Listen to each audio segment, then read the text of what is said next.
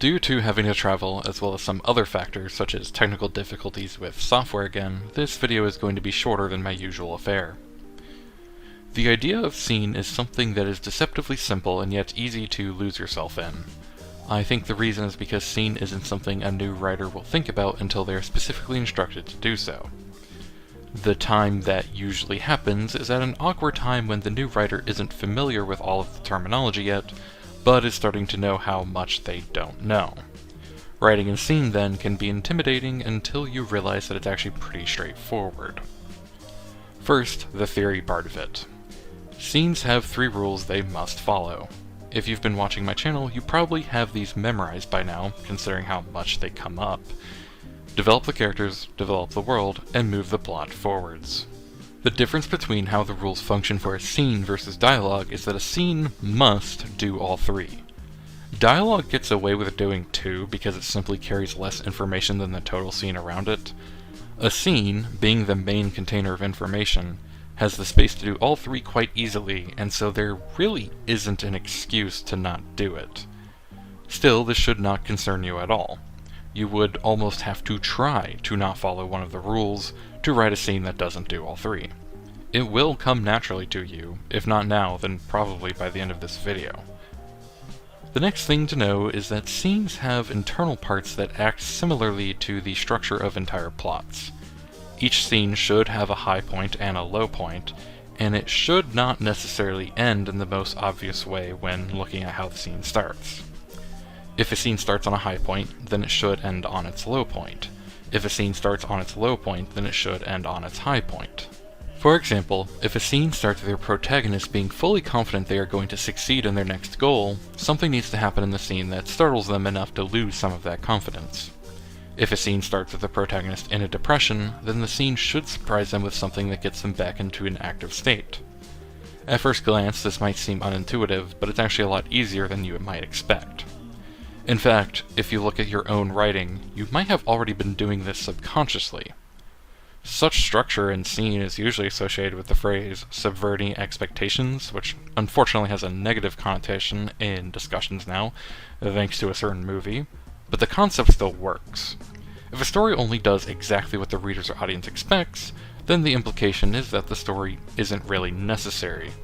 Even if most people can guess the overall outcome of most stories, with some especially media literate people able to fill in significant portions of the details, if everyone can guess everything about a story, then why tell it? It would almost be better as a conversation than a book or movie or whatever else. All of this relates to what Robert McKee refers to as the gap, as in the gap between expectation and result. Speaking of McKee, I'm about to do the unthinkable. I'm going to partially disagree with both him and also Blake Snyder for just a moment. I stress the word partially because I do agree with the principle enough to say that you should absolutely try to do this next thing every single time. But I want to go ahead and mention it's not always possible.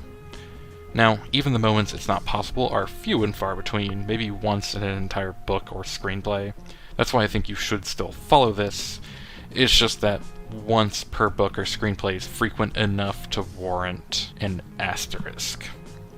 Even still, I blame a metalinguistic issue and not the actual practice. What is the practice in question? It's alternating scenes between positive start, negative end, and negative start and positive end.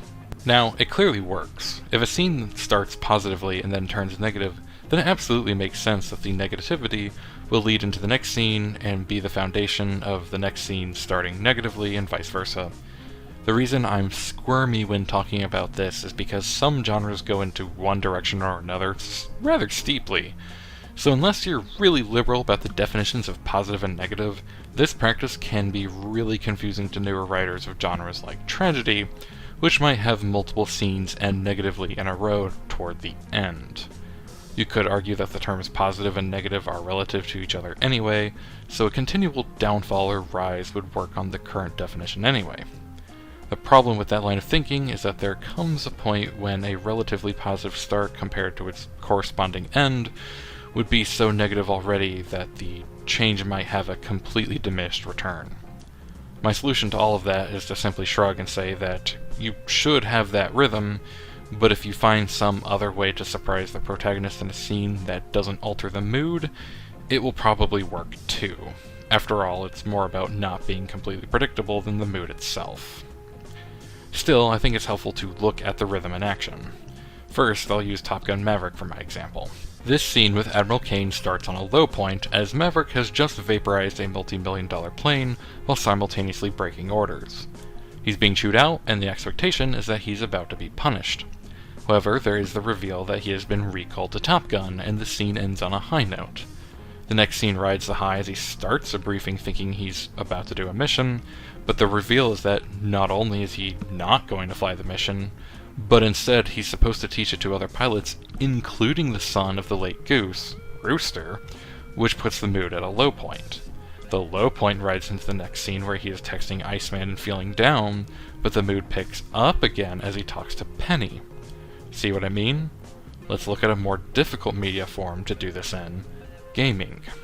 Red Dead Redemption 2 lets you pick the general order of the missions you choose because it's based on where you want to go. As such, each mission has to have different options for what dialogue is said during every mission based on what's already happened, which in turn means that any ups and downs have to be within the mission itself and then return to an overall status quo by the end. This mission is mostly about just having fun with the character Lenny. It starts with a rather tense but overall not too charged conversation with Dutch. Then Lenny comes and raises the tension that he was almost killed and Micah was captured, which is technically an emotional low even if players who have already played the game before find the idea of Micah in jail perfectly fine. The twist is that you're not freeing Micah yet, and you are actually just easing Lenny. The scene switches to a high note once you're in the saloon with Lenny and having a good time. Then it returns to the status quo once you either escape or are arrested.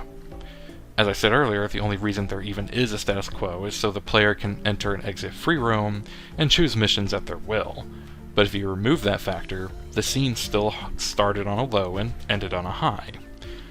Meanwhile, if we continue to the mission we actually free Micah, it starts on the high of actually doing it, and the twist is that you end up having to kill basically everyone in Strawberry. The low point it ends on is that it's clear letting Micah go free is overall a terrible mistake. Something to note about the differences between how scene is handled in visual media versus written media is that the latter is often separated by chapters that line up with scenes. This isn't always the case, of course. Short stories are not always divided into chapters, and novels can definitely have 2 or more scenes per chapter. However, I'm bringing it up because chapters in a book will generally follow the same pattern as a scene. The only time a novel will end a chapter in a predictable manner is if it's setting up for a bait and switch later on. I know today's video was a lot shorter than normal.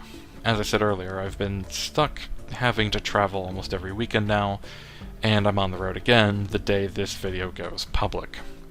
I love my old ThinkPad, but I can't really video edit on the go, so I have to rush through production on the few days I'm home every week with my desktop.